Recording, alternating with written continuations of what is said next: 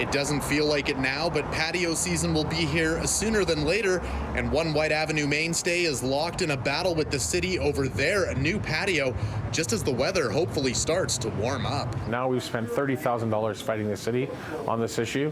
We spent over $100,000 making the patio, and we're fully invested at the city's direction. When the pandemic first started, reps for Blues on Whyte tell me the city allowed them and other bars and restaurants in the city to expand their licensed patio spaces to meet social distancing requirements. Later on, telling me they were told they were allowed to expand their patio space, going from 91 seats to 300 with room for 700. Our intention was not to run a 700-seat patio, but just simply to have that flexibility, because it seemed to us from what we had been instructed by the city that was a viable option. And then when the city saw that with their own laws and their own guidelines that they had allowed a 700-seat patio to be licensed on Whyte Avenue, they stepped in and said, no, I'm sorry, you can't do that.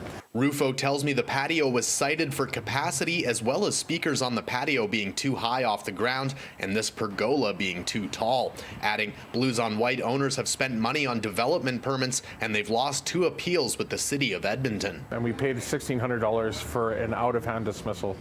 And so, they were just taking our money again. In a statement, the city of Edmonton referred me to their decision for denying the appeals, while adding they are committed to working with the bar owners on using the patio. But the owners of Blues on Whyte are calling for common sense from city council, saying bars and especially live music venues and artists have been devastated by the pandemic. We have employed 20 bands a month, and we're doing that to revitalize and repay the musicians that have kept us alive through COVID. In Edmonton, Darcy Ropchan, City News.